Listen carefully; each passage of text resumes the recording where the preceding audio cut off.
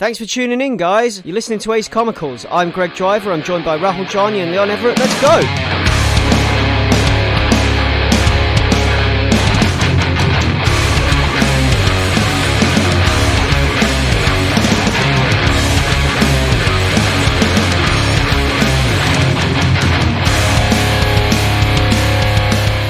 Hello and welcome to episode 54 of Ace Comicals, and today we've got quite a bit to get through.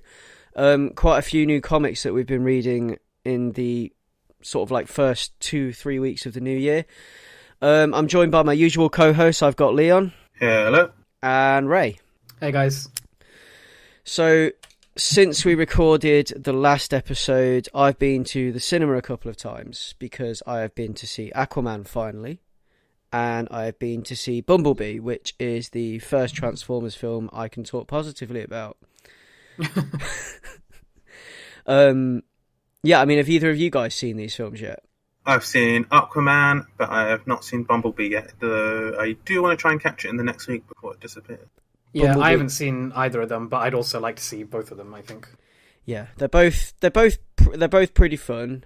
I think I like Bumblebee better out of the two.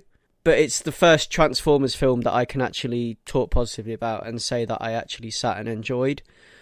Because anybody who has... I might have mentioned... Have I mentioned it before on this show? About my aversion to the Michael Bay Transformers movies? I'm sure it's come up. I was going to say, I don't remember an instance, but I'm pretty sure it has come up. Yeah. It must have done. Yeah. It's a well-known fact anyway for anybody who knows me. And... I'm just at a loss for why they couldn't have done this film from the beginning. Because if they had only, like, what was stopping them? You know? Because this is what it should have been from the start. But what is this? What is this? What is Bumblebee? What is Bumblebee? Okay, so it's... Why is it different from the others without going into deep plot? Because you actually... empathise with the human characters, and they're not just there for the sake of being there, and the characters are like fleshed out and everything. They're not just there as eye candy or stupid plot devices or whatever they were in the Michael Bay films. And they're actually... And it's a prequel, right? Yeah, it's a prequel, but it's also... like, it's been done in such a way, I think it's quite sly, because it wouldn't have to be a prequel, and they could do their own franchise off this and take it in a whole new direction. Because even as a prequel, it doesn't massively work. Because there's inconsistencies. Like, and I think they've done that on purpose, because it's a prequel, but at the same time, it doesn't have to be a prequel. So... But it's just really good. And it's set in the 80s, right? It is set in the 80s, yes. And the designs of the actual Transformers are way better and way closer to what I feel they should be.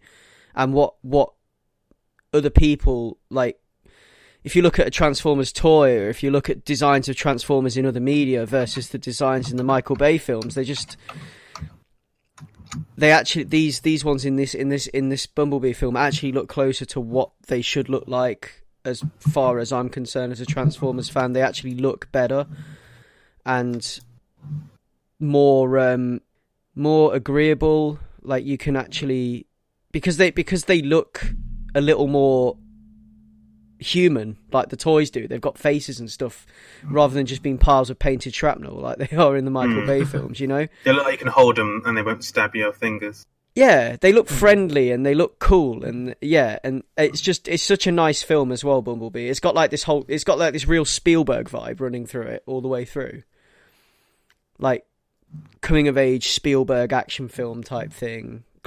Bit of Close Encounters in there, you know, that kind of stuff. So, I think these things go full circle sometimes, don't they? Yeah. Like, yeah. the audience obviously the audience wanted what they got at the time because they sold like hotcakes. But then after a certain amount of time, that formula gets a bit stale, and then they try to do the thing where they deconstruct it slightly, or they diverge from that style, and then they refined it. And I don't know. I feel like it's almost formulaic in its own way, because we knew that this, like, eschewing the old standard was going to happen at some point. They've, it just took a while to get there. Yeah. I feel like, you had to go full circle to get there. We had to to go have, away to come back. What, over a decade of shoddy films before we got this? I mean, that happens, I guess. Yeah. It took a long time. A long time. But yeah, I mean, if this is them finding their feet now, then I hope they continue in this direction. And I hope they can make more films that follow on directly from this that have nothing to do with the other movies, because that would be so much better.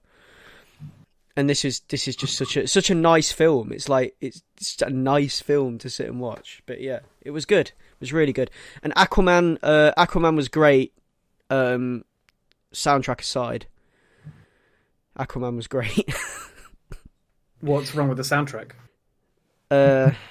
There's just points where they use songs from the official soundtrack in the movie, and it's really jarring because like it just really doesn't fit with the scene, or it just messes with my head a little bit, or messes with the mood of the film, and I end up like laughing when I shouldn't laugh and things like that.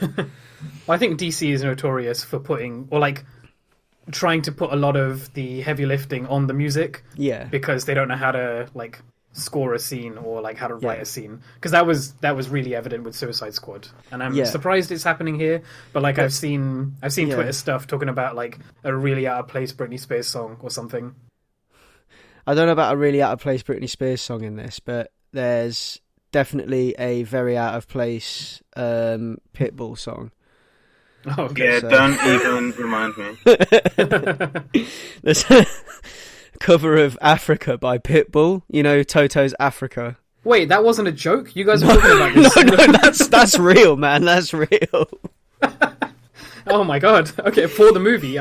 I thought maybe somebody just remixed it or something. Oh, no. But I didn't No, so it's like an officially licensed song for this film. Yeah, someone let Pitbull have that song. Oh no. Okay. Okay, fair enough. Yeah. So I saw Aquaman myself just after Christmas, and like it's okay. Like there's a lot of discourse going on, either that it's terrible or that it's completely amazing. And I think I land in the middle, where I really appreciate how over the top and comic book as hell it is. And it's comic book as hell in a really cool way. Like they just embrace things that would have been unthinkable like 10 years ago.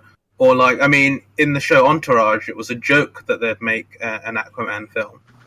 And I think credit has to go to Zack Snyder for sort of reimagining and casting Jason Momoa, sort of redefining at least the cinematic look of Aquaman. But also, I think a lot of kudos should go to James Wan, because like they really just go there. Like everyone's been talking about the octopus or squid playing the drums, but like it really goes high fantasy, and if you're down for that, then it's fun. But like for me, it doesn't do anything amazing. I don't think it's like I've seen some discourse saying that it's like it's genius in its OTP and cheese. I wouldn't go that far, but because I think some of the action is great, and then some of the action is like empty. Yeah. But overall, it's a fun enough romp. I had fun with it. I definitely had fun watching this film, and like you say, I really enjoyed like the comic bookiness of it, and I think that is what I really liked about it, and that's why I came away thinking it was, it was okay. It's a good film, and it's up there with Wonder Woman and stuff as like one of the better DC films. But I mean, just points where that point where they put that after that song, it's just so jarring. I think it's as well the actual score by Rupert Gregson. It's actually really good. Yeah, it's pretty good. Yeah, it's actually good. The score, and like, I think the cast are pretty good. Yeah, like I'm always a than for Patrick Wilson, especially hamming up as a bad guy. Oh, I'm in it for Black Manta. Some Black Manta action. Yeah. Dolph Lundgren's pretty good in it. Yeah. The thing is, like, I don't love the film, but it's an enjoyable romp. Yeah. I was in it for Black Manta from the start, to be honest. And I love that they went there with, you know, like with the costumes and stuff like that in this film as well. Yeah. Like in a lot of superhero films, they try and like real world it up a little bit, but this looks like they've just straight out of the pages. Like they've not even tried to kind of like change it in any way, and they've just rolled with whatever they look like on the pages of a comic. Yeah, kept it that way. Yeah, you have like different tribes of like undersea people riding sharks and seahorses like they're wild stallions. It's a thing to behold. Yeah. and you know the Black Manta's costume, Black Manta's suit is, you know, I thought if they would mess with anything, they'd mess with that, but because in the comics, it just, with that huge helmet, it just kind of looks a little bit ridiculous. But they just kept it. They just rolled with it.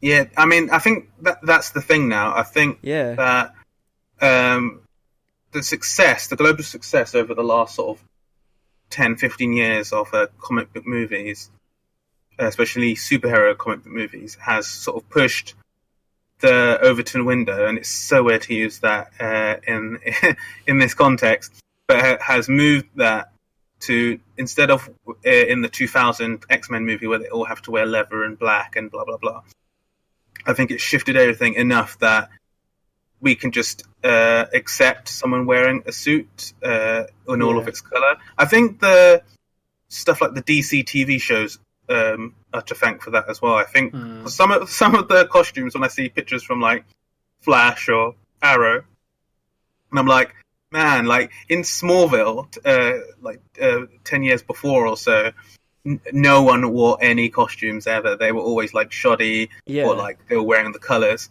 And then like, I'm seeing some clips from these DC shows, and people are just in there. They're just wearing the costumes. They're walking around like normal people. Like Titans, for example. Robin in Titans, you know. And I think all of that has contributed. Yeah. Obviously, the MCU has contributed to where we're at a level where people can be wearing like gold and green armor, and everyone, instead of like cracking up or thinking this is ridiculous, everyone's just on board for it because we sort of know what these properties are now. Yeah, exactly. I loved it for that. It was great. I loved it for its hamminess in places and things like that, and the fact that it was just it was just fun. Yeah, the only gripe I had, like I keep saying, is the soundtrack, because there are some things that should not be, and I think Pitbull's cover of Toto needs to go to the Phantom Zone. I really do.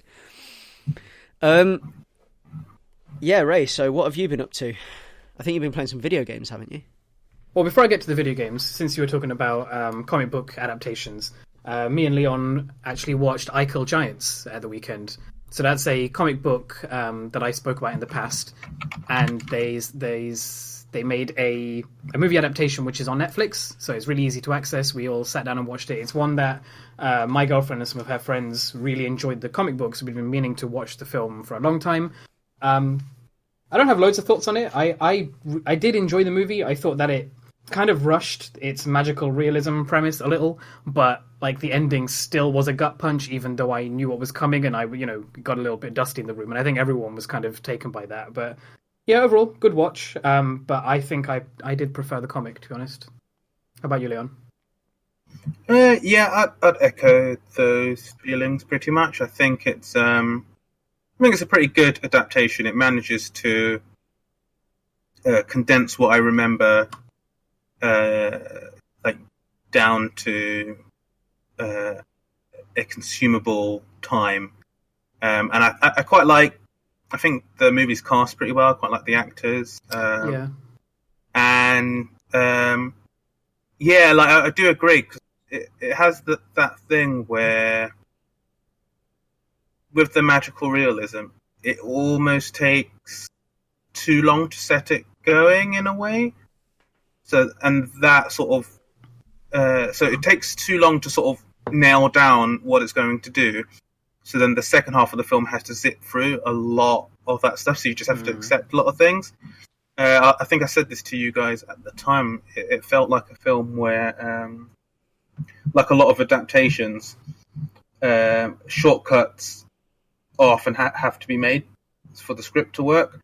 But a lot of that relies on people having some knowledge of the original text, and I definitely felt elements of that here.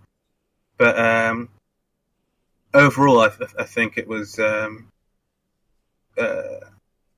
effective in sort of moving that to the big screen, and I think that as you say, the emotional beats, especially like towards the end, do still hit, and got a good message behind it, and it's enjoyable to watch, and it's I think my only not even a downside, but the only thing that kept pulling me out of the movie is that it's obviously set in America, but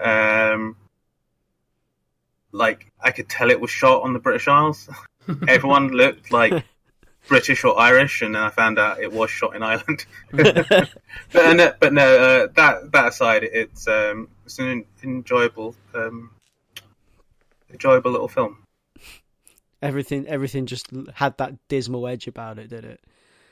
There was a lot of grey. It did have a lot of grey. It worked really well, I think. Yeah, it did.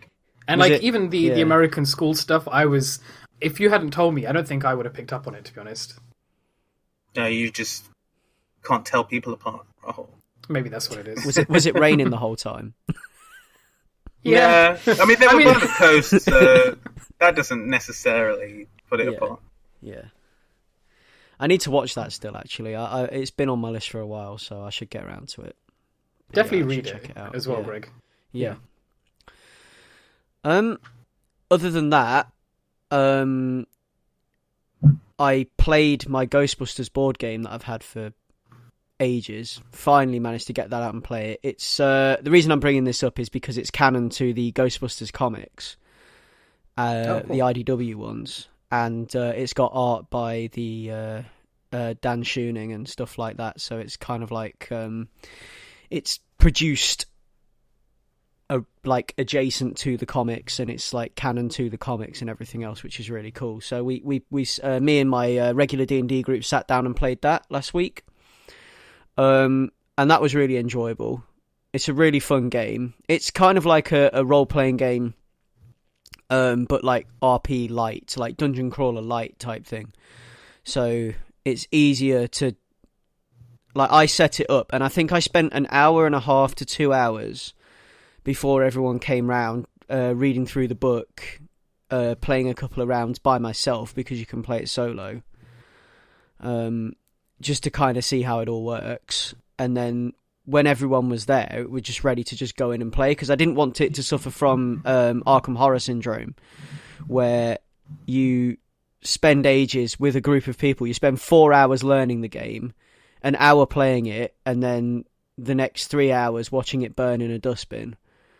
So I didn't want that. So yeah, no, I set it up and had it all ready and had all the rules, kind of familiarised myself with it all before we played it, which is probably the best way to do things, to be honest. Never ever ever buy a board game and take it to your friend's house in the cellophane. That's a no-no. So that was fun, and it's been a Ghostbusters-y week, because we got the teaser for Ghostbusters 3, which is a film that just came out of nowhere, that they're making a Ghostbusters 3. I mean, it's something that I think they've wanted to do since forever. Like, it's a film that's been, they say it's been 30 years in the making or whatever, because there's been like various script drafts for it, and then there's been like issues with getting actors to return and things. I think Bill Murray's always reluctant to come back and do Ghostbusters.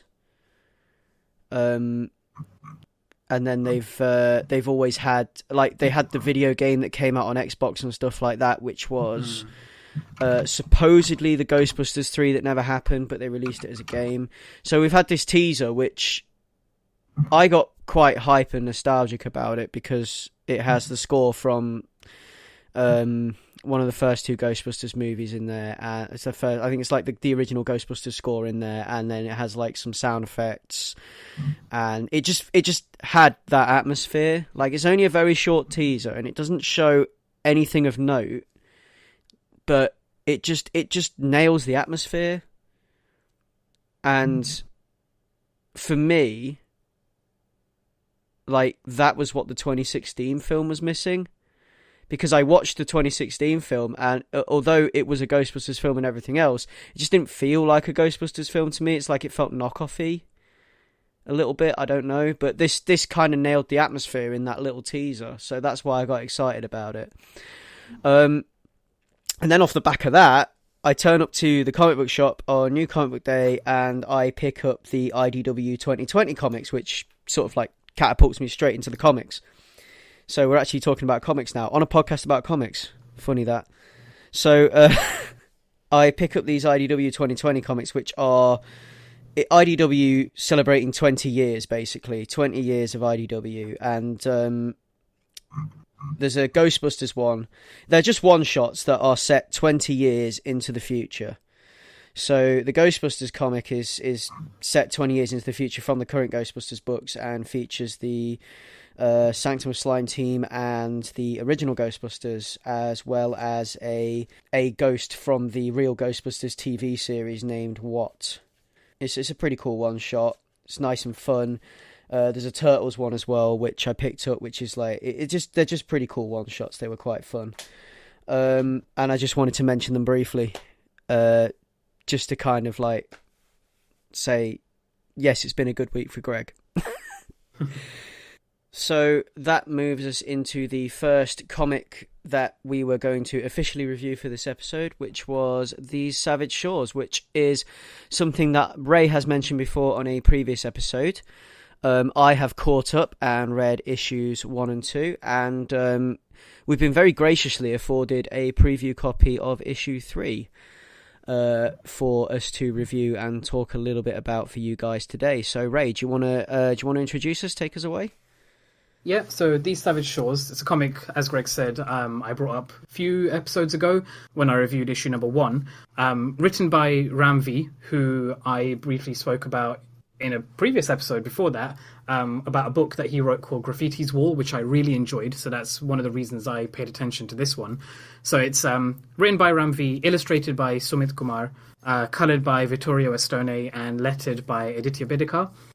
And I think to quickly cover what I spoke about last time, like I think I said, I really enjoyed the artwork primarily because it has this really like soft and hazy and like heat-stricken mood to it that I really liked. I really liked the framing and pacing, and there's like particular sequences where you see, for example, a guy dive out of a window and then it drops into the panel below and then backtracks over to the left and down again. So instead of having it split up into 6 windows panels with the guttering, but the scene itself behind that paneling remains as it is, and like it's really really deft and like artistic in the way that it leads your eye across the page. I really enjoyed that kind of stuff.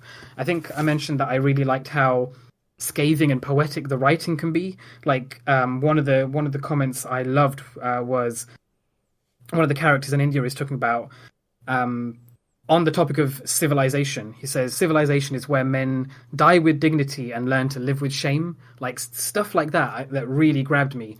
So yeah, what did you think about at least issues number 1 and 2, Greg? I thought they were great. You said that this would be something that I would enjoy, and I think you were on the money with that, definitely. When you mention the artwork, it brings up like the things that I liked about it. The fact that everything has this diffuse quality and a soft edge, like composed of hundreds of separate particles when you kind of inspect it a little bit closely. And it's if it's made with pencil and chalk or charcoal on watercolour backgrounds, which I really, really like. I like the way they make use of... I want to call it a 9-panel page layout, but it's never ever 9 panels.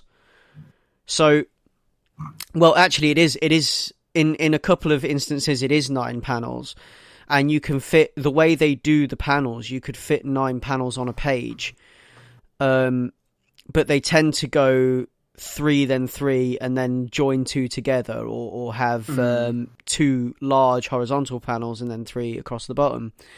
And I love the way they use that 9 panel layout, and the way that they use the 3 panel blocks to draw attention to important moments, by having shorter beats between those panels. So they can show a sequence taking place over a shorter period of time with those 3 panels by having such short beats between them, like something as simple as somebody taking a mask off. They draw it out over 3 panels, and it's just really cool how they do that, and how they're able to kind of like draw attention to pivotal or slightly more important moments on the page, on a page, like a slightly more important moment on a page, by placing it in that 3 panel block, and like having shorter time beats between each point in that 3 panel block. Yeah, I love how there's some of these pages where, like, as you say, it's built as a construction of 9 different panels, but you could, in some way, if you took them all together and like placed them horizontally, it would have like a panoramic image, and you can see the people walking through and talking through that structure, and it's consistent like throughout the entire thing, and it's restructured that way down. And then to support that, some, you know, the lettering, like the speech bubbles, tracks from the top left to the bottom right, and it's really clever the way they've arranged it, and like you said, sells the passage of time in really interesting and different ways based on how things are passing through the guttering, or whether the thing that the guttering is laid over actually splits up the like the quote unquote camera, or if it's one scene that has been broken by those gutters. It's really smart, I think, and they constantly mix it up as well, because you see things to do with the passage of time across an ocean, which is obviously takes so much time, and then you have moments like you say taking off a mask, where it can separate those moments so granularly. I really enjoyed that. But the point I'm making as well is the fact that when it separates moments down granular like that, it's usually drawing your attention to something important. Like there might be something important or pivotal in a speech bubble in one of those panels. And that kind of like, it draws your attention to that moment. It draws your attention to that part of the page, because that's where the crux of the story is, or the crux of the story information is. And I quite like that. So I was going to say, there's also, speaking of the panel construction, there's one place where they break that, where they split like the middle section into not 3 panels but 6, like these quick cuts of a dance sequence that's happening at nighttime. And I really like that whole couple of pages where it's almost silent, but you get these 2 threads sort of diverging and converging together again. I think one of my favorite pages, I think, is at the beginning of issue 2 with the someone is tooling up, and there's a flashback in the middle of the page. So it's got like him tooling up, and then flashback, and then the rest of him tooling up. And flashback to a scene that happened in issue 1. Yeah. In a 9 panel layout, which I really liked. And it's also it's sold really well by the colouring, like the shading, and like selling that the guy who's tooling up is in like candlelight, but then the flashbacks are set at night outside, in the moonlight. I love how because it does that a lot. It flips between flashback and current day, but the narration from a letter is consistent over the top of it, and you're never confused because the colouring is so like striking between each different scene, so you don't ever really get lost between the two. You know what's happening where, because of the different colour palette used in each scene or in each set of panels, which is really cool. And I just wanted to, like, you actually brought me on to my next point by mentioning the letters, because I actually think that's like an excellent device for pacing and framing. And a good way to fit narration into a comic. The fact that they're doing it through the lens of these letters back to England, I think that's great. and the way they use that in throughout this comic actually is really cool. It's interesting, isn't it? Yeah. Because we're talking about the passage of time, and like even the letters, like you're seeing scenes run into each other over like short periods, but then it's offset by what's clearly like time shifted letters, because obviously letters take so long to transport back and forth over the ocean. Yeah. And like knowing the context in which the letter's being read, but seeing the context in which it occurred to have been written is it. Again, it's that thing of I never really feel lost, even though that should be confusing. That whole, mixing of the future and the past happening at the same time. Yeah, I think that's really clever. Yeah, definitely. And obviously, because this comic is about mythical monsters and beasts, brings me on to my next part. I love the designs of the characters in this, and some of the creatures are very cool. And I just wanted to bring up that I really enjoyed the parallels that are drawn between the two types of creature in this comic. I mean, I think you already mentioned, didn't you, previously, that there are vampires? Am I allowed to say that? I think we're allowed to say that, because it's a reveal that happens quite early on in the first issue, at least. Am I allowed to say what the other thing is? If you'd like. I mean, if you think it'll sell people on the concept of the whole story. I mean, I think it's integral, because the whole point of it is that it's monsters written from a different perspective, or from like a different culture.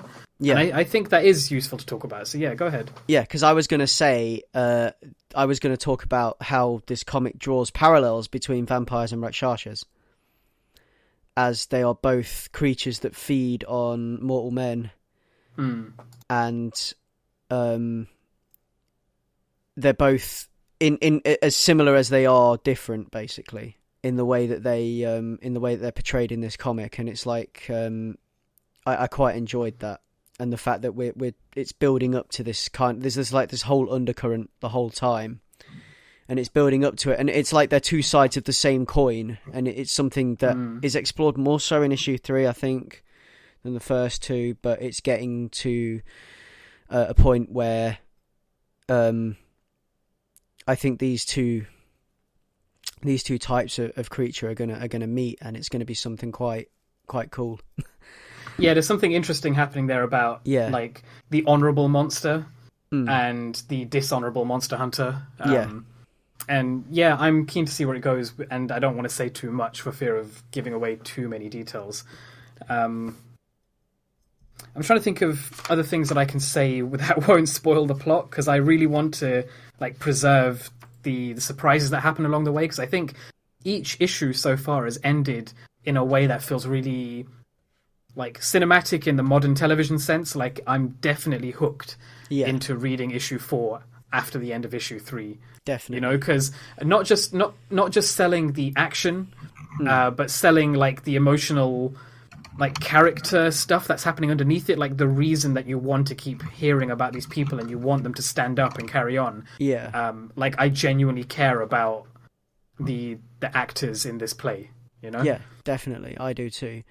When you talk about the action, there's some brilliant pacing with the action in this comic, again using those 3 panels that we talked about. But yeah, it's really, really good for that, definitely.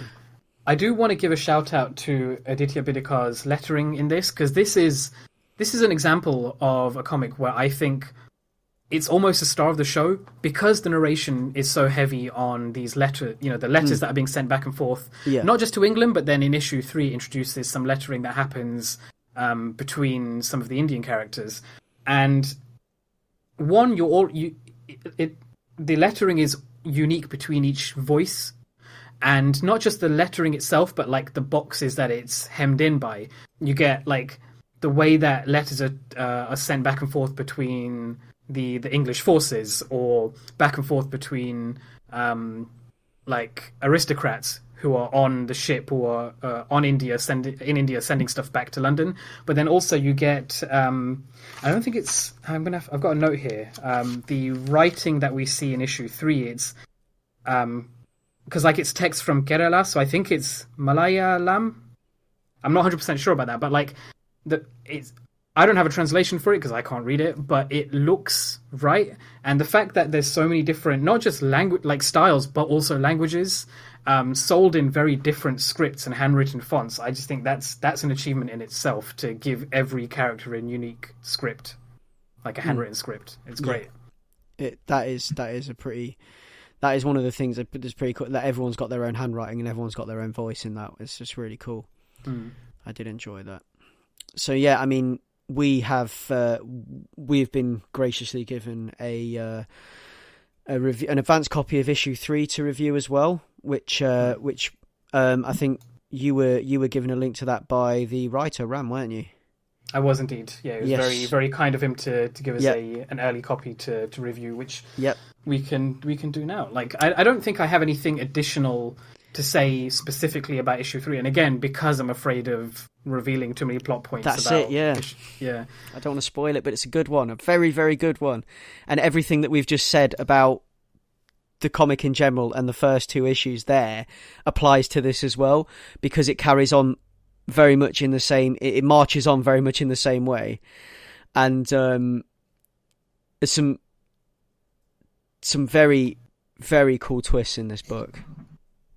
In issue 3, and like I'm not normally one to be invested in like political dramas. I think I tend to find it really hard to get my head around like backstabbing military operations and stuff like that. But this has a bunch of that because it focuses on like the guardian of a young prince who has come into ownership of his kingdom and isn't experienced enough to know how to combat the other kings of the lands, and then also combating the British forces who are trying to take over and industrialize the country.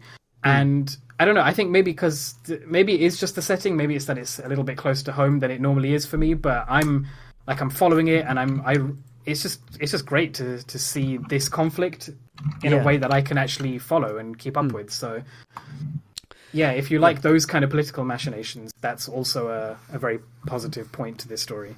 Yeah, and Ace Comicals can put their stamp of approval on issue 3 because it's very good. And you should read 100%. The first 2. You should read the first 2 and then you should pick up issue 3 when it comes out, which the release date that I've got for it is February 6th. Okay, yeah. Yeah, so we should...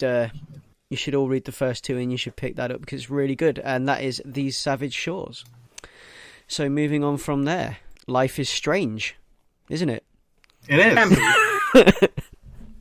I would say the case is out for it being definitively strange. If 2018 proved anything, it's proving that life is really fucking strange. Yes.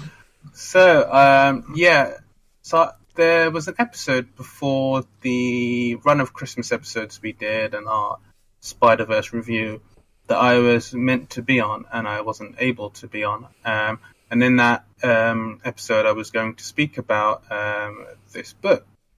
So, I mean, the serendipity of that is that there's been a second issue since then, so I've got a better grasp of the story and where it's going. So, Life is Strange, which is a comic written by Emma Vicelli, who's at least for me more known as an artist in varying works, and in here she's the writer. Artwork done by Claudia Leonardi, colors done by Andrea Izzo. I don't think it's pronounced that way. I'm sorry, Andrea. And letters by Richard Starkins and Comic Crafts Jimmy Betancourt. So Life is Strange, the comic book, is the sequel to the game Life is Strange, but developed by Leonand Entertainment. And what I will say up front, because I'm going to have to spoil the ending of Life is Strange to even talk about this first issue. So I will say directly up front, play the game if you've not played it. Also, Also, I'm going to put like a really loud, horrible siren noise in right there. Yeah, go for it. Well, I would my non-spoiler blurb will just be, I think the book does a good job of picking up where the game leaves off and deals with the consequences of one of the decisions at the end of the game in a really cool and interesting way. I think that Ficelli is really good at getting in the heads of these characters, and when I read their dialogue, I hear it in their voice actors' voices, which is pretty cool. And just a quick rundown. So, Life is Strange, the game, was about focused on Max Caulfield, who's the lead character. She was like a photography student who was going to a special academy. She'd left her town of Arcadia Bay to live in Seattle for a while, but came back to go to this academy.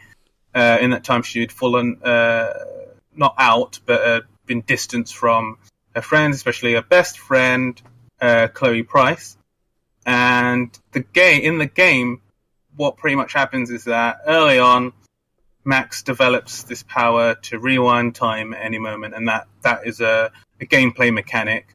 So the game is a graphic adventure game. So in the same way of games such as The Walking Dead or a lot of the other Telltale games and many games before it as well, but in this particular mold, you would talk to characters, and you'd have a choice of one or two things. In other games, you pick your choice, you stick with it, and then it has a branching out type of story skeleton, which generally would curve back in on the way end, but it would change the journey, not the destination.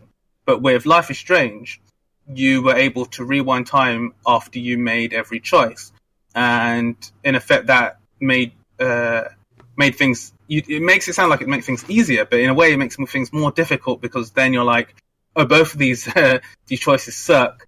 Which one am I going to go with? And I think it was implemented really well.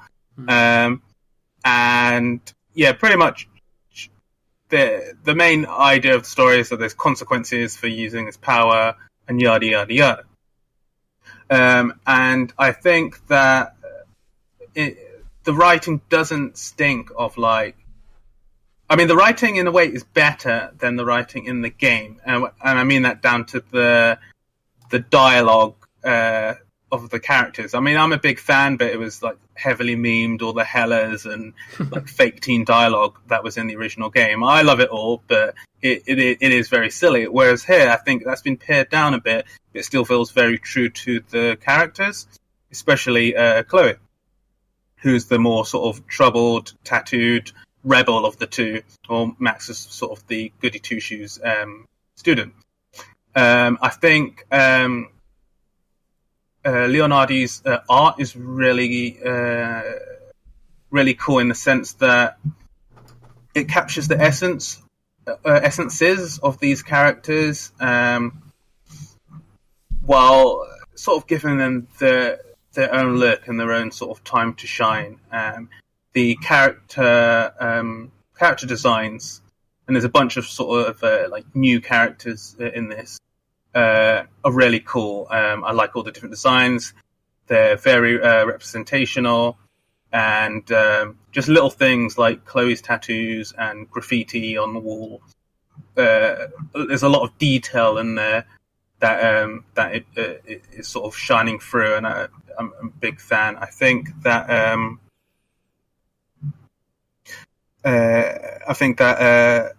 Andrea Izzo's colors are really cool. There's a really nice sort of butterfly motif that goes through, which harkens back to the original game, where the whole butterfly effect thing was a big sort of visual indicator. And I think as a whole, this book is really enjoyable. Feels like it's going to be sad. But I wouldn't recommend you reading. I mean, you can jump in if you really don't care, but it really works as like a companion to the game. But yeah, that's my non-spoiler like blurb for it. But now I'm going to spoil the end of the game because I have to. So this book, at the end of the game, for those that don't care about spoilers or those who have forgotten, there's a main choice between the two because of Max's powers having repercussion, and basically it's been framed online, which I quite like, as Bay versus Bay. So Bay is in Arcadia Bay. Do you save Arcadia Bay, or Bay is in Chloe? Do you save Chloe? You can save one, not the other. So I think a lot of people picked Bay as in BAE, whereas I picked Bay as in Arcadia Bay because I was playing good. I was playing White Hat. I wanted to look after the town. It felt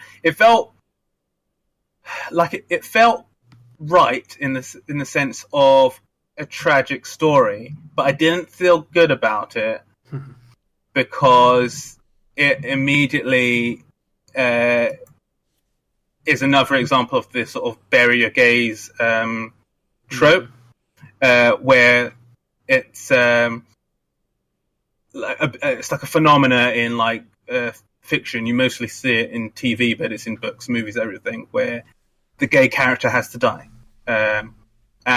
Like for whatever reason, whether it be sacrificed to save the straights or whatever it being, like there's some tragedy where the gay has to die, and it's sort of like the LGBTQ version of the tragic mulatto trope, which used to be in like old fiction, where the character who is of mixed race, usually black and white, would have to die for some reason to sort of push the story along. And both tropes are like reflective of time, biases, and writing. And it's a thing where, in some ways, you get to eat your cake and have it too, but also, I think, uneducated, it seems like a cool way of, I'm going to make this character cool by having them sacrifice themselves. But like women in refrigerators and such, like it's quite harmful in a way. And I think there was a TV season not too long ago, like a couple of years ago, where maybe 2 years ago or so, where I think there was like one of the higher number recorded for the US TV season of LGBTQ characters dying for some reason, whatever, in the shows they're in. And considering the low number of representation they have anyway, it's a little alarming. So, like, it does... I can understand why people would pick the ending. To me, that seems savage because a lot of people are going to die for you to save your friend. But I kind of get it as well, and it works in its own idea, and it's a good, in a way, a rejection of that trope. But what the comic does really well is that it takes all of that stuff on board. And instead of, like, I always found the sort of cutscene you get after you pick the BAE ending to be kind of lame. Where it's really short compared to the Arcadia Bay ending, and they like just drive through town, which has been destroyed by this hurricane, which has been brought about likely due to Chloe using her powers to save. Max using her powers to save Chloe, and what happens is that they just drive through town, it's destroyed, and it's like done. There's no sort of catharsis. There's no sort of like moment between the two of them. And I got to add as well that in the original game, like queerness is only sort of hinted at. I mean, there's like one specific scene, but I think a lot of that stuff was added back or like retconned in the Before the Storm game, which is set before. But yes, it's all like unsaid and but like in there. But it's kind of like it leaves you a bit empty. So what this does really well is it deals with all the ramifications and the guilt and the like anxiety and anguish of having made that choice and what the outcome of it is. And it's really cool. Like, I think it's to the comic's credit that I know it's only a 4-issue run, And one issue into it, I was like, oh no, they're not going to be able to do all of this in 3 issues, no. And now 2 issues in, I'm like, no way, I'm halfway. Like, I could have this run for 12 issues at least. Just because I do like these characters, I really like that game. I do like these characters, and I want to spend more time in this world. On even in an ending that I didn't pick, I kind of like. I think it's a wise idea to make a sequel following this ending. I think it's just rich in terms of how you can explore character motivations. And like character psychology, and it really is in some ways like Return to Oz in a way, where going back to a place that isn't quite as you left it, it isn't quite as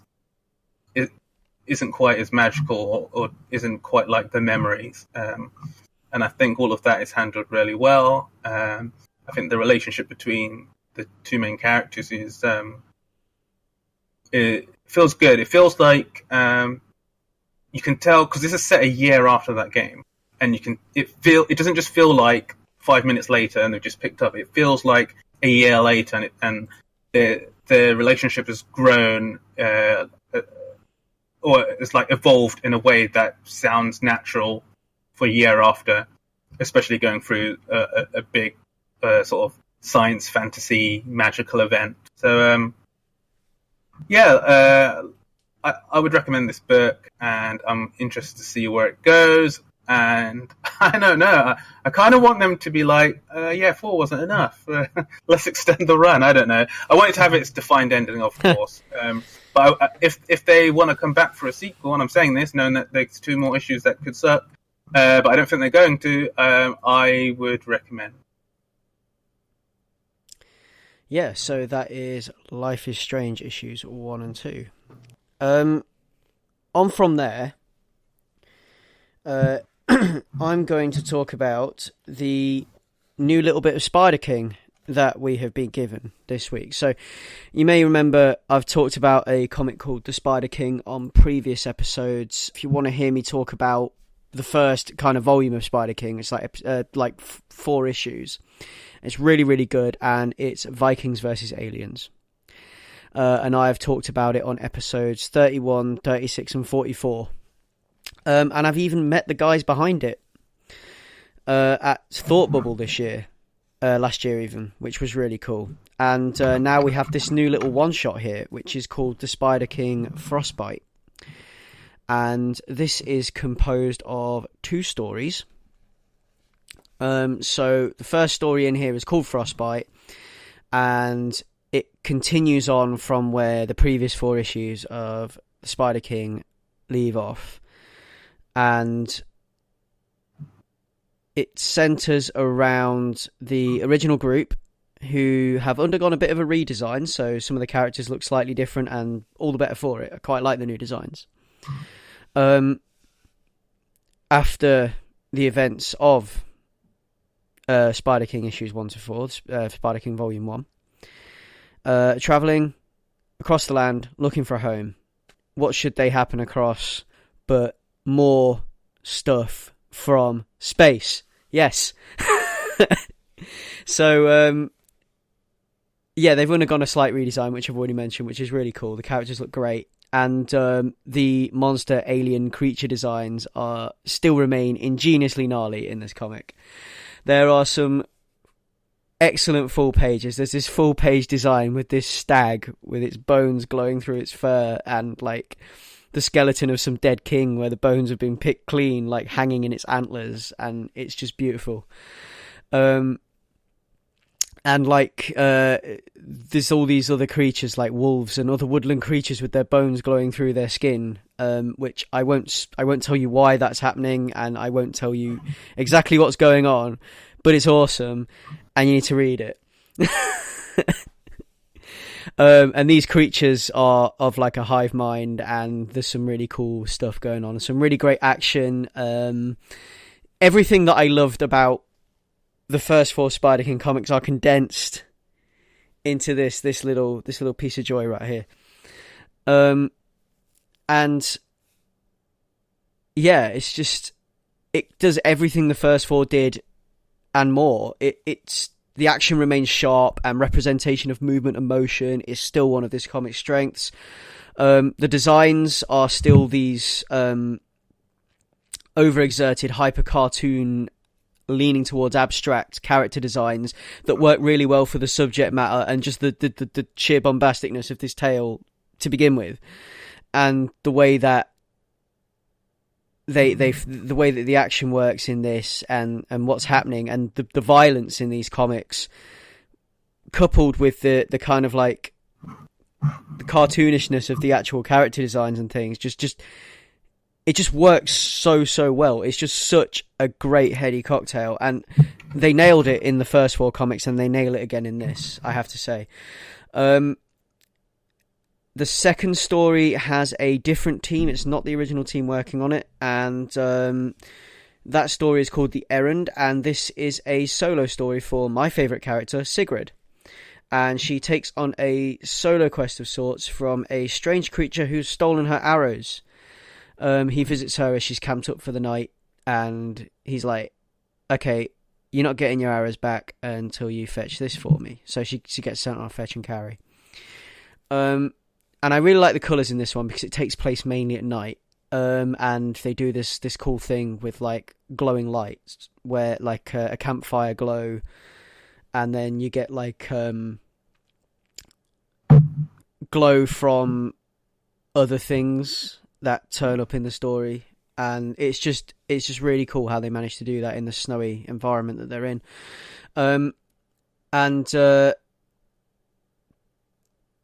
Again, there's some fantastic action panels in this as well. That's something that's across both art teams in this book. They managed to nail that quite well, which I really like. There's a really cool moment where the comic falls completely silent and we're under the water in a frozen lake, and the way they represent the fact that we're underwater is really nice. They have this like kind of fogged blur over the art, so you know, like when your glasses steam up slightly. And it's not enough to make it so that your vision is actually impaired, but it's enough to soften everything and sort of de-sharpen everything. That's what it looks like, and it's really cool how they do that. The art in this second story is very bold and very colourful, and it again suits the story and subject matter perfectly. Bold lines, bright colours, less abstract, but still great for the type of book that the Spider King is. And I look forward to moving on from this and seeing more spiders and aliens, basically, because this is great. Spiders and aliens? I mean, Vikings and aliens, sorry. Vikings and aliens. Because it's great, and it's just such a great thing just a joyful thing to read for me. I love it. And it's just nice to have more Spider King to read, especially after the first volume was so great. So the art team, the full team, actually, full credits for this. So Frostbite, written by Josh Van, illustrated by Simone Diamini, coloured by Adrian Block, and lettered and edited by Chaz Pangburn. And that's Chaz with a exclamation mark. The Errand, which is the second story in this book, is written by Josh Van, illustrated by Daniel Azari, lettered and edited by Chaz Pangburn. And it's just a great comic. They've got variant covers by Zozo G. Penalta and Declan Shalvey. I'm sorry, I'm not sure I'm pronouncing your name correctly, but Zozo, but I apologise if I haven't. And it's a great little one shot. And it was a nice thing to have waiting for me at the comic book store when I went in to pick up my books. So I think, is it time to die, Ray? I mean, nobody gets to choose when they die, but if we have to choose a time, let's make it now. Because why don't we roll? Why don't we roll on it? Why don't we roll a die to choose when we die? What kind of die are we rolling? I don't know. Take your pick. Well, if I was going to be any of the characters in in this new comic called Die, written by Kieran Gillen, Yeah. and art by Stephanie Hans, lettering by Clayton Cowles, Yeah. designs by Ryan Hughes, and edited by Chrissy Williams. I think if I had to pick any of these, I would have to go with the D8, and that would be the guy called Matt, who's a grief knight. And his powers come from the despair that he feels. And I feel like if you've got, despair in buckets, then you'd be super powerful. So we talked about Die in our last episode, I think. We talked about Die issue number 1, which is a story about a group of 40-something adults that have to deal with the returning unearthly horror that they barely survived as teenage role players, where they got sucked into a demonic game of D&D, and then returned. I think it was 50 odd years later. Had to deal with their coming back into a world that had moved on without them, and then they happened to get sucked back into it. And this issue number 2 is the beginnings of their adventure as adults in this fantasy setting that they escaped once as children. I don't know if there's too much to add to what we said in issue 1. Like, the artwork is still fantastic. It's still really painterly. It's got this suffused fantasy style, which really works in context. The narration over the top is deft and, gives the comic a sense of pace while also not letting you get left behind, not letting you get distracted by how many characters there are. You have a sense of who everyone is and what everyone can do and all of their motivations.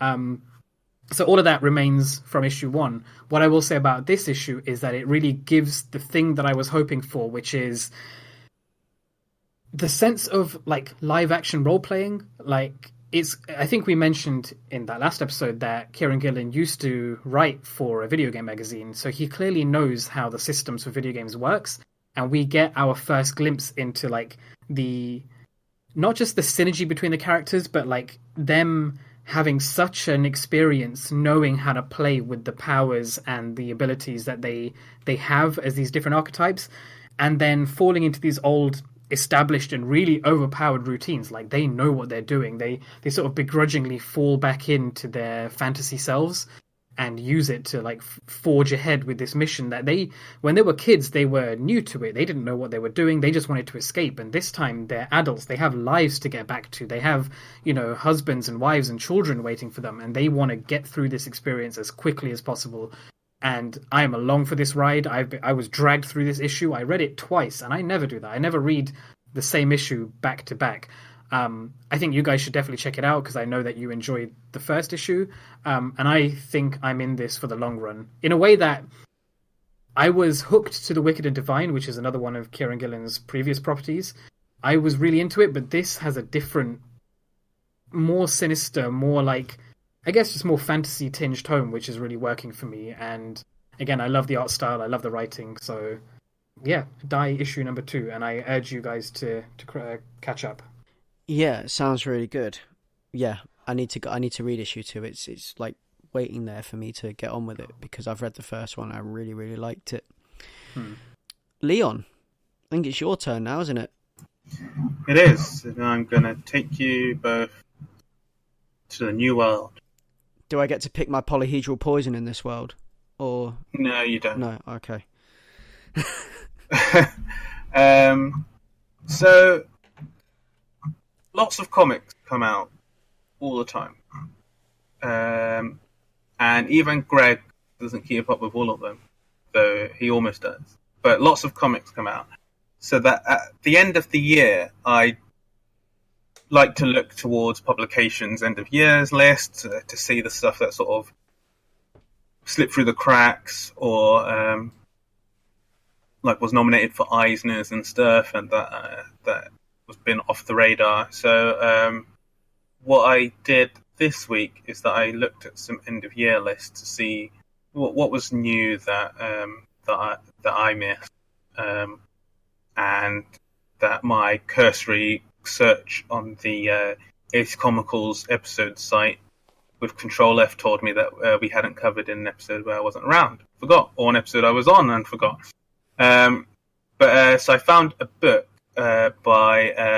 written by Ace and the art done by Tradmore.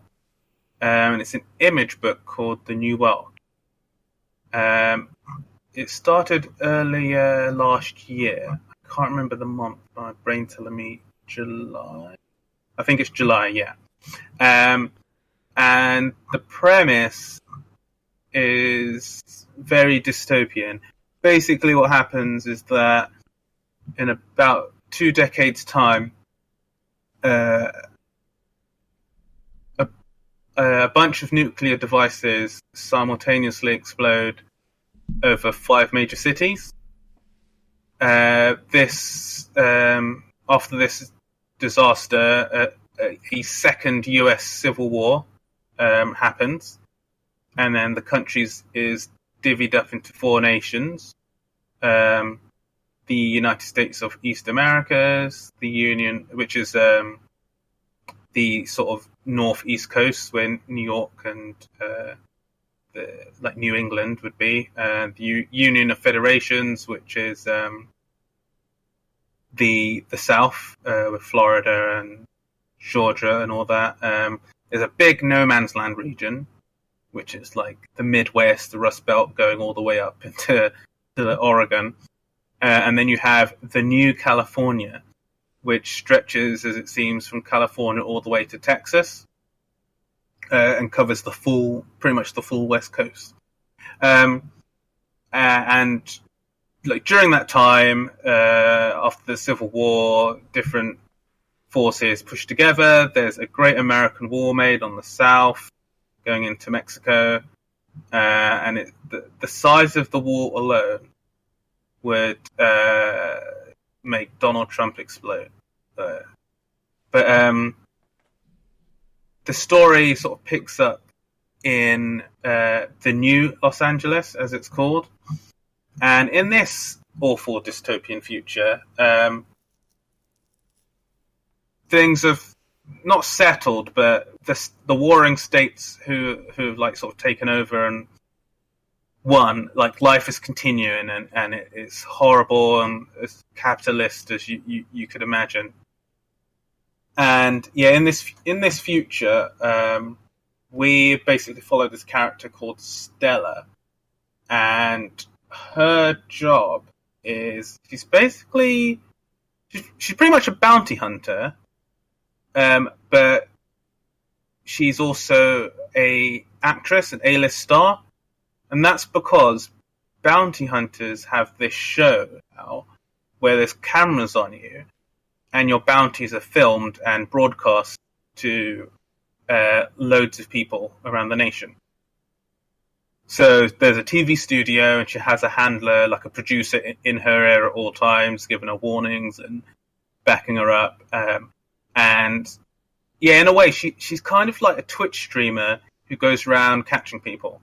And her twist is that she's quite connected, actually, and her wrinkle is that she never likes to kill when she catches people. And what happens every time a bounty hunter catches someone on the show, then a 1-minute window opens and viewers at home get to vote on if the person will live or die.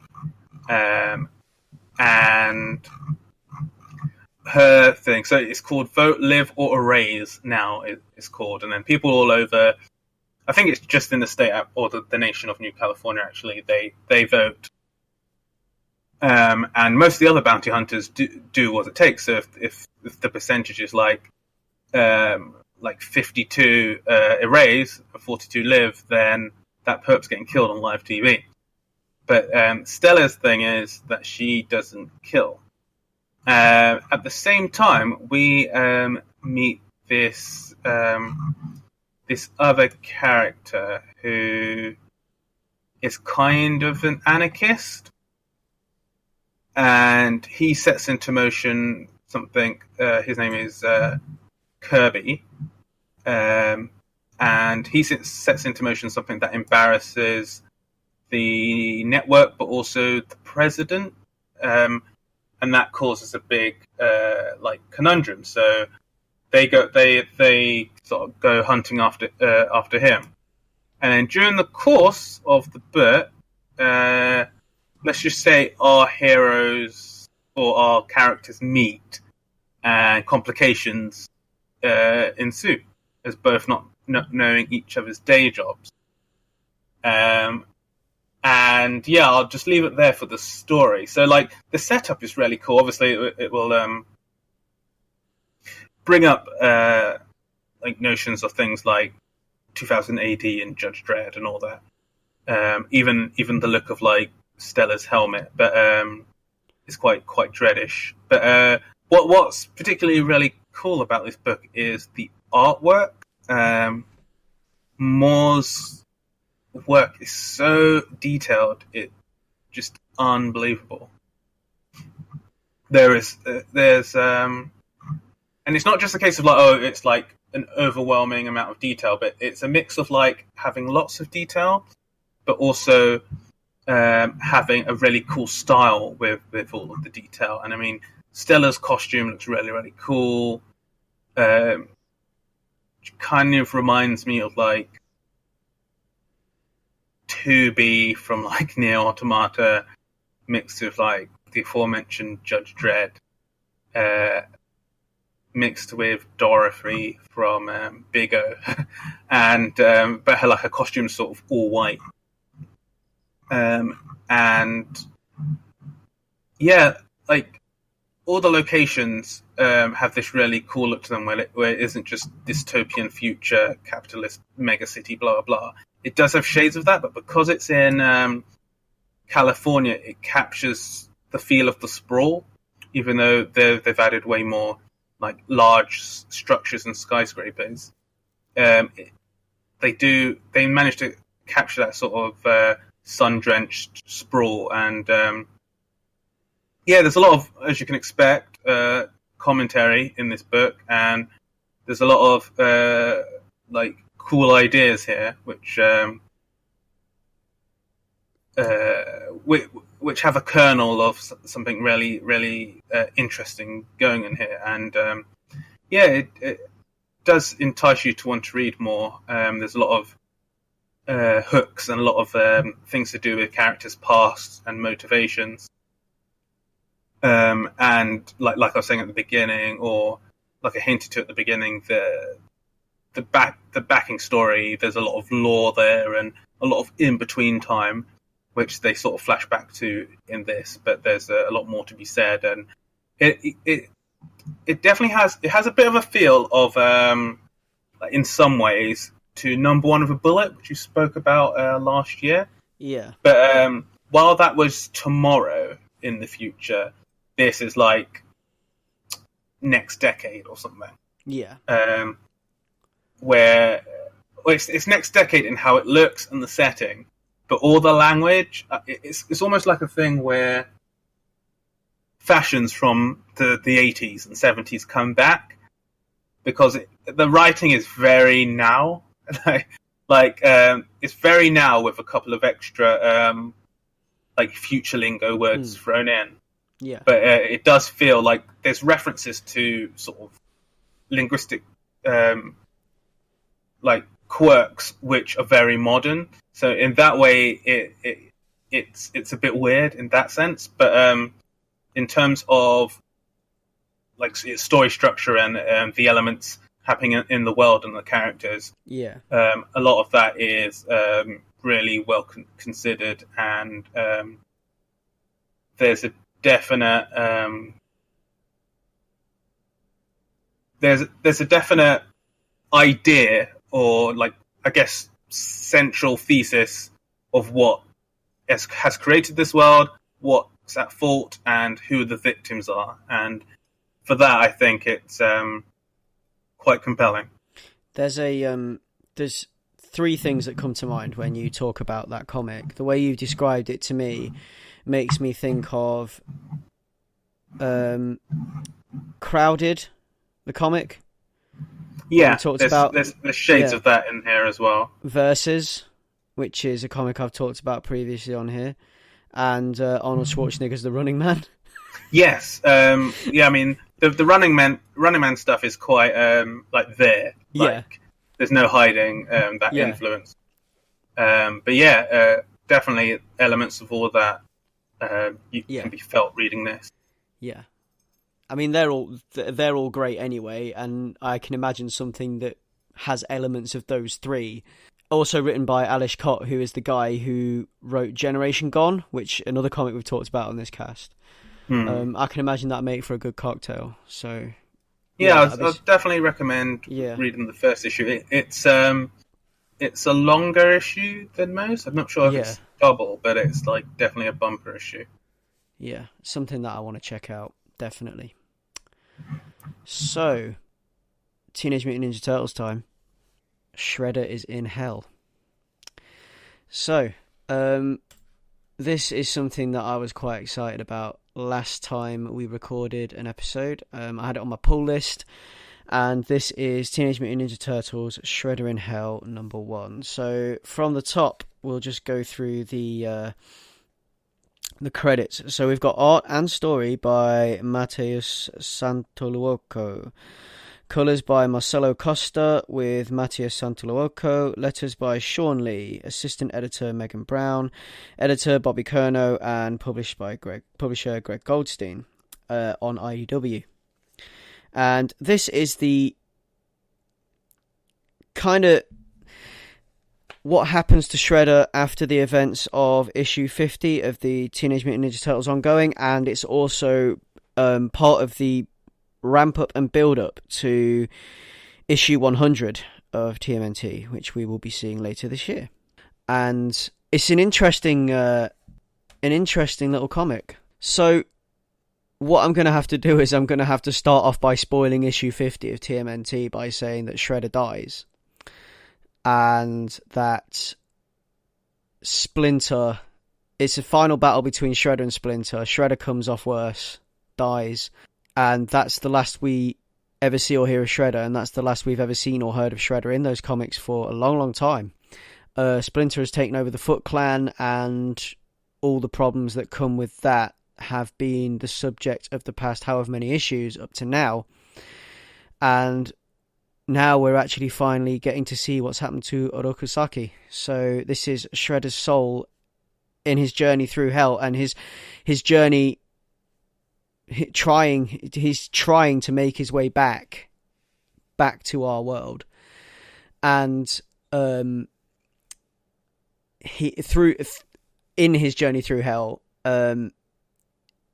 it examines like his ideas of like the idea of mortality, and also it's Shredder versus his own demons, trying to make his way back.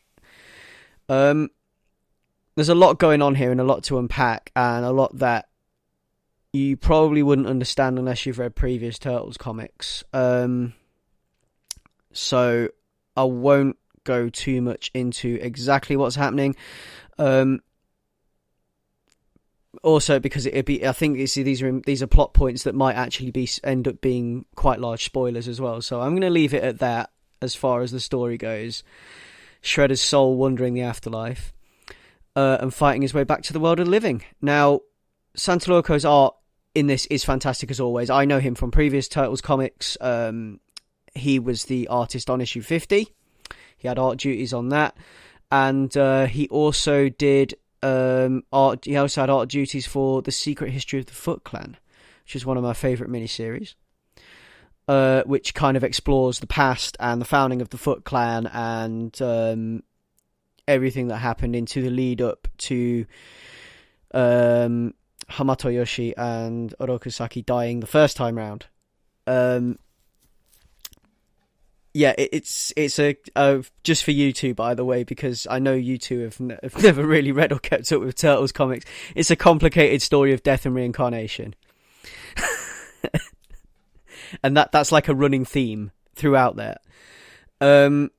Now, yeah, it's just the art in this book is just gorgeous because and the writing's really, really good as well. It's a really good examination of mortality and some really, really cool kind of like twists and machinations going on here, and things that we learn throughout about Shredder and about the way he is and the way his soul is, like as a as a device, as a vessel for carrying something rather regal and rather powerful. It's just, I mean, I can draw parallels with Godzilla in Hell in the way that we've had the way that we've got those books about Godzilla's journey through hell, and the way this takes like a similar kind of route, with it being like a kind of an odyssey. I think both of them take from Dante's Inferno a little as well, because that's like the original Journey Through Hell story. So both of them kind of bounce off that a little bit. But yeah, I mean, the first couple of pages we are treated to a flashback, which kind of gives you context for where we are and the story so far for Shredder. And this is done in brushstrokes. So we have a character at the beginning of the story performing a ceremony to try and bring Shredder's soul back to our world. And as she is doing this,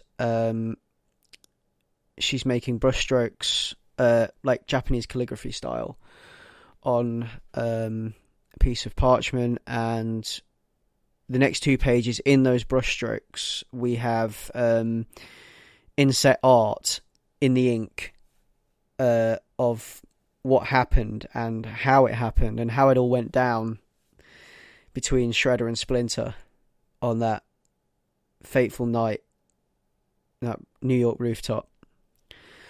And it's a really nice way to fit the exposition in and to introduce the current and to kind of give you a little bit of a reminder about what's going on. And also, if this was something that you just wanted to dip into, thinking it looked pretty gnarly on the shelf, I guess that's kind of your way in.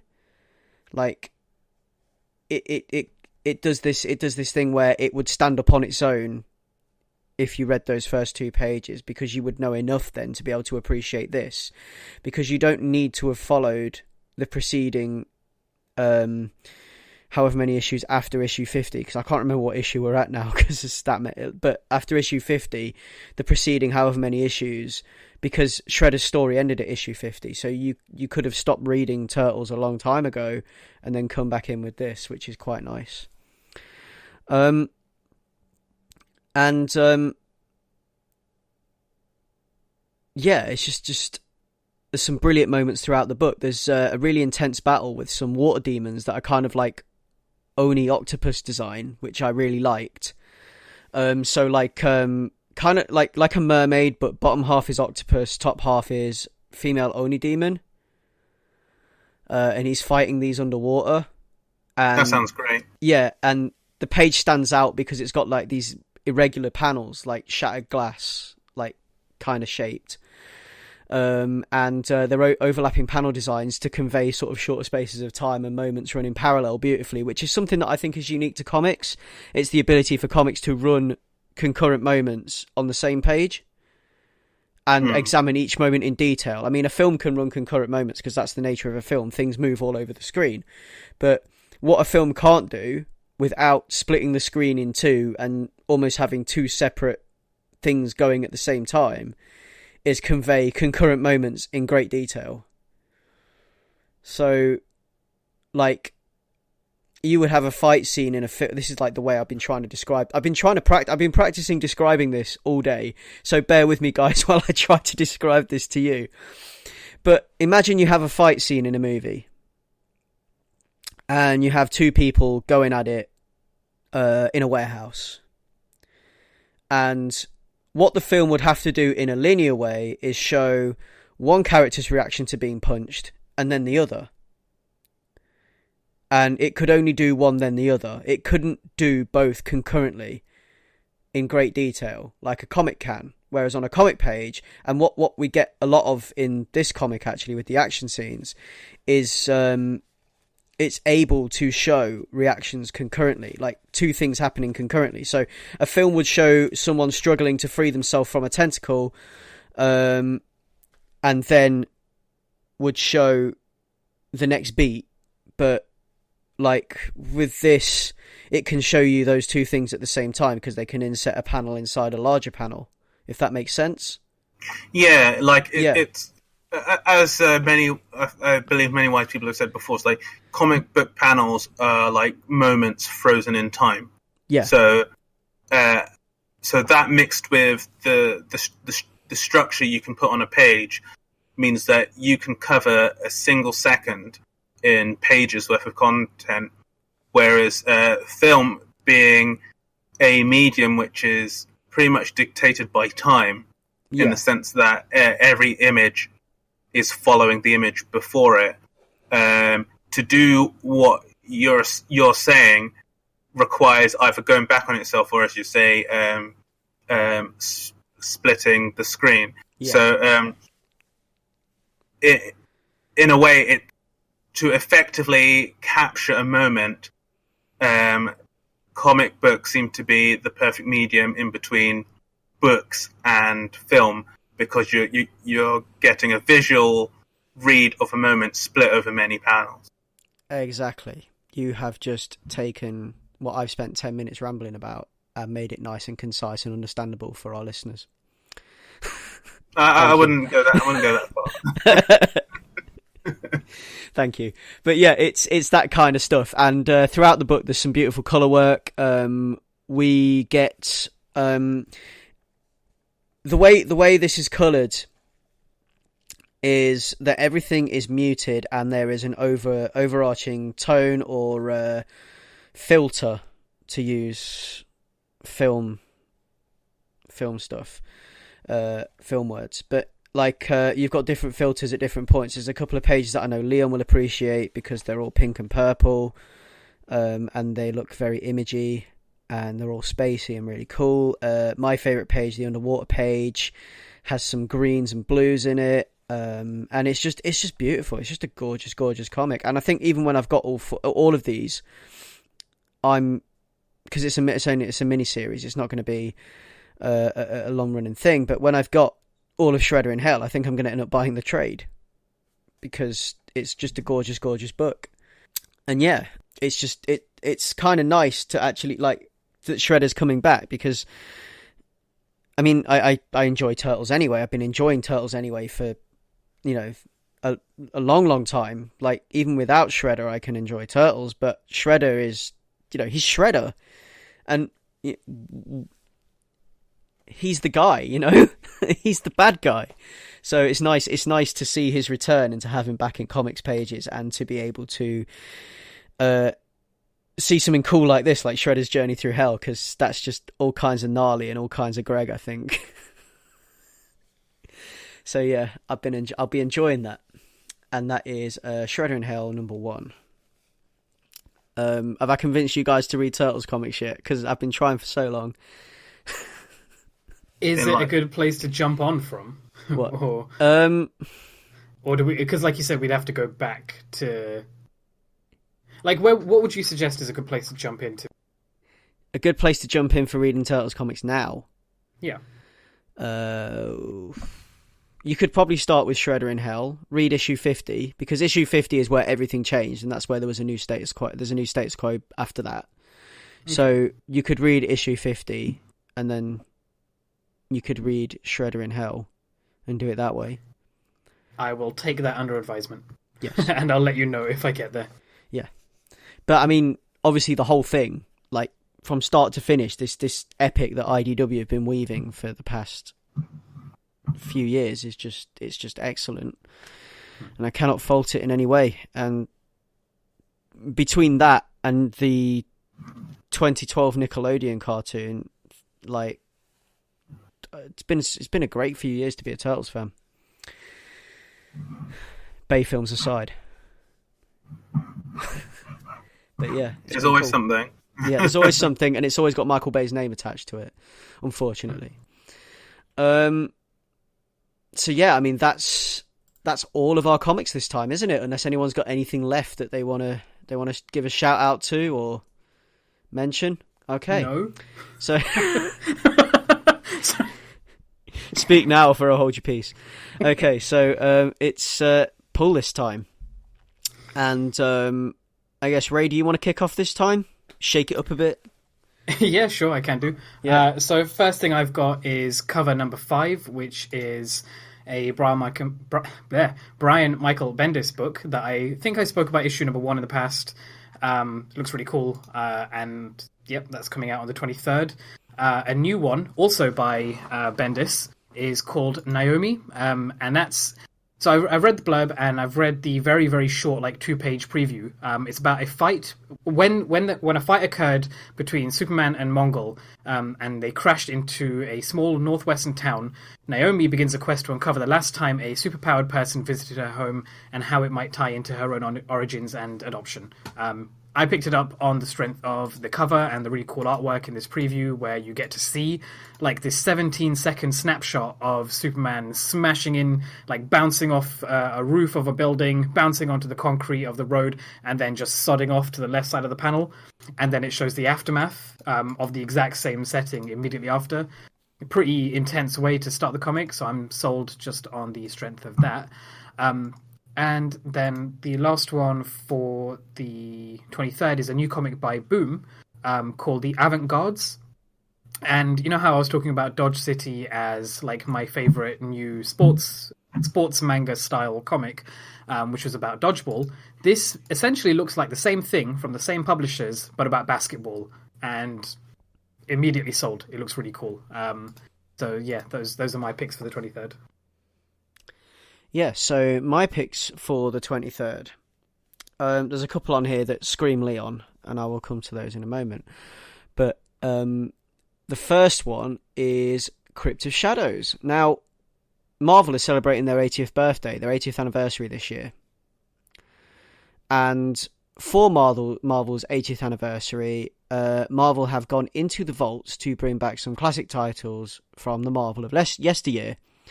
So Crypt of Shadows is a horror book, and Marvel have resurrected it, brought it back from the grave. So for Marvel's 80th anniversary, we've gone into the vaults to bring back some classic titles from the Marvel of yesteryear, but maybe some vaults should stay closed. Something terrifying has broken free and crawled forth from one of the most terrifying corners of Marveldom. The Crypt of Shadows. Prepare for terror. The shadows are deeper than you think, and horrors lurk within. And yeah, I'm just pretty hyped for a new horror comic. So the cover looks really cool. There's a really nice vintage style, retro style cover for it as well that's coming out. And I'm just excited to be reading this. So yeah, that is the Crypt of Shadows. I want to know what's in the Crypt of Shadows.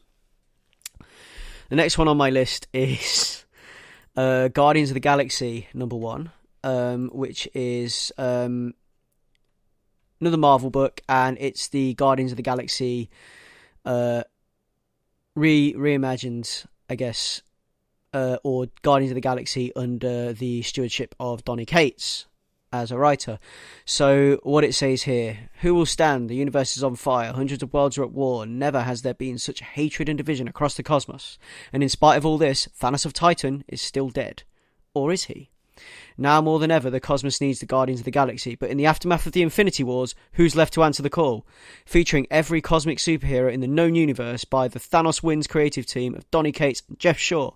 So, you know what that means, don't you? Cosmic Ghost Rider, and there he is, front and centre on the cover. So, yeah, the main reason I've picked this one out is because it's the return of Cosmic Ghost Rider, and it's got Donny Cates' name on it. So, I will be checking that out. A different Guardians of the Galaxy team, as we said, after the recent Infinity War event in the Marvel Universe, we now have these guys instead. And it's looking pretty good, and you can check out the cover and you can see who's there and who's not. Groot, I can see. Star-Lord's still there. I can see Cosmic Ghost Rider. I can see the Silver Surfer. So yeah, it's looking pretty good. And the last one, well, the last two on the list. So I've got these are the two Leon books. So Buffy the Vampire Slayer #1, which this is going back to the beginning. This is a reimagining of Buffy in modern times, under the guidance of Joss Whedon. So it it says here, go back to the beginning as the critically acclaimed pop culture phenomenon Buffy the Vampire Slayer is reimagined under the guidance of series creator Joss Whedon. This is the Buffy Summers you know, who wants what every average teenager wants: friends at her new school, decent grades, and to escape her imposed destiny as the next in a long line of vampire slayers tasked with defeating the forces of evil.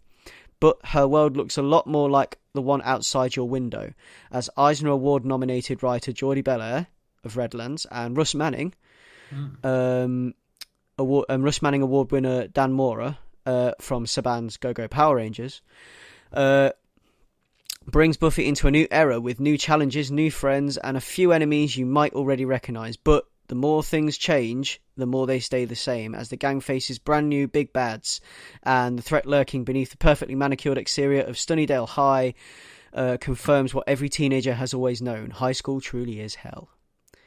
And the cover that I'm looking at is all kind of neon pink and black and green and yellow, and it's got Buffy wearing pretty modern fashion, holding an iPhone and a steak, a smartphone and a steak. So what? yeah, A steak, a wooden steak. yeah, not an actual steak. Yeah, she's just waving this cut of meat around. You know, that's how they kill vampires now, with beef. So yeah, no, she has a wooden steak in her hand. So yeah, it's pretty cool. And I'll check it out. Yeah, I'm trying to get Leon back on the monthlies. So I was tempted to put this on my list, but I figured there's always a Buffy comic out there, so I don't know how to differentiate it from all the rest. This one's different. Is it? Who did you say the writer was? The writer is Jordi Belair. Jordi Belair, yes. So that's already a plus point. So yeah, keep an eye out. Yeah, I'm. If I can get a copy of it, I'll grab a copy of it. But I have been informed by the internet that it's sold out before it's been published. Oh, okay. So I don't know whether that means... I'm not sure how that works with comics, whether they can't print enough to keep up with demand and it's already on everyone's pull list or something, or that the amount of orders that every comic book store has put in has already exceeded the amount that they've got printed. I don't know. I'm not sure. But yeah. Wow, people need Buffy in these trying times. Yes, exactly. So the next one, Blossoms 666 #1, which I think there was whispers about this last year as a new Archie horror book in the line of Archie horrors that I have been enjoying and will continue to enjoy as long as they keep printing them. I'll keep reading them. And in case you haven't already guessed from the title, Cheryl and Jason Blossoms seem like the wealthy, popular, and likable teens we know and love. But in this world, they harbour a deep, dark secret. One of them is the Antichrist. Of course it is. That's just par for the course in Riverdale. Well, I could say that Cheryl is definitely the Antichrist. But yeah. Both want the title, and no one in Riverdale is safe. So, Antichrist murder teens, there you go. I'm down with that. Yeah, I'm down with that. That's a great title on its own. Antichrist murder teens. No, it's just called Blossoms 666. But yeah, I'm in for that, definitely. And there's some really nice alt covers for it as well. There's a really nice Francavilla one, which if I can get the Francavilla one, I want the Francavilla one. I always want the Francavilla one. So that makes sense. Yeah. And that brings us on to the 30th of January. So, Ray, what you got? Right, so keeping it simple this time. This is all stuff that we've talked about in the past. On the 30th, we got Ms. Marvel, number 37. We got Ice Cream Man, number 9. And I might be wrong with this one, but we've also got Life is Strange, number 3. But I'll have to verify that. And then also we've got the trade paperback releases for Shanghai Red, volume number 1, and Relay, volume number 1. And if you want reasons to be reading any of those, check our past episodes. We've talked about all of those at some point. Buy Relay, it's a trip. Yeah. On mine, I've got, for the 30th of the 1st, it's Detective Comics number 997, as we continue in the run-up to issue 1000. And someone is screwing with Bruce Wayne's head. But who? We don't know. That number just stresses me out, man. 997. Well, yeah. I mean, Detective Comics is Detective Comics. It's all self-contained arcs. It's not really as... I mean, if you know your Batman lore, you know your Batman lore, but it's not really as dependent on you having read all of it as like the current Tom King run would be, for example. Because still brutal. Yeah. But like with Detective Comics, what they do is they just publish like a Batman story over like however many issues it takes to tell that story, and then that's that, and then they'll start the next thing with a new creative team kind of thing usually. So yeah. Detective Comics is easier to dip into if you get in at the start of an arc. Oh, really? Yeah. Okay. So that's why there's 997 of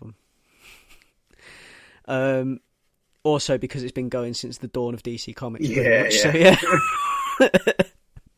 But yeah, I'm hyped for issue 1000, which is why that's on the list. I had Ice Cream Man number 9 on my list, which raided 2, because we love ice cream on this cast, and we love horror, and we love Ice Cream Man because it's both.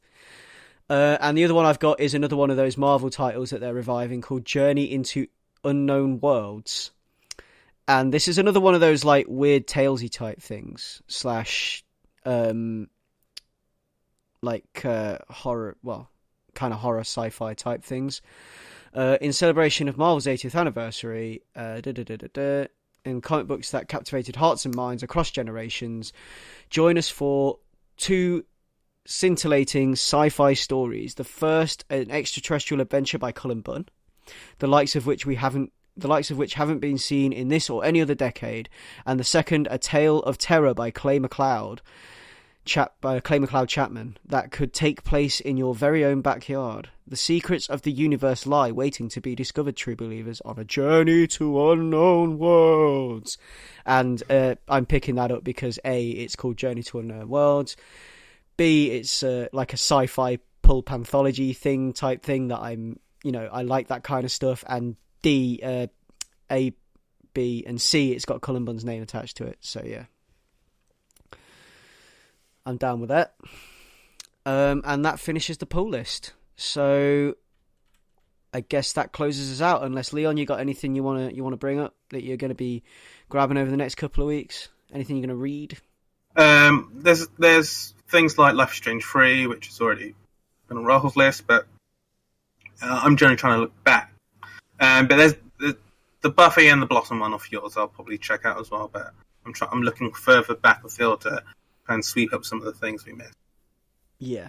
Anything that's kind of like on your hit list that you're currently hunting down from things there's a few, but I'll leave them as surprises for the next episode, because there's a couple that I'm not sure if I'm going to talk about or not. Okay. Cool. Yeah. So that has been Ace Comicals episode number 54, and you can find us at www.acecomicals.com, which is kind of the hub for everything we do. We have an Instagram where we are Ace Comicals. You can find us on Facebook under Ace Comicals. We are on Twitter under @AceComicals. You can send us your silly questions, silly scenarios, anything you want, and we will try to answer it on the next show. You can find us to listen to us on Apple Podcasts, Overcast, Pocket Cast, Spotify, Stitcher, TuneIn, and Castro. You can email us directly at acecomicals@gmail.com, or I guess you can DM us or get in touch with us on Twitter. Just join the conversation. If you like something that we've talked about, let us know. Or if you want us to talk about something specific, tell us. Bring it to our attention. You can find me on Twitter under @Bato. Ray, where can we find you? On Twitter @Monkeh, so that's @MOONKEH. And Leon, where can we find you? You can find me on Twitter @Leon Everett. That has been Ace Comicals episode number 54. So that is Ace Comicals over and out.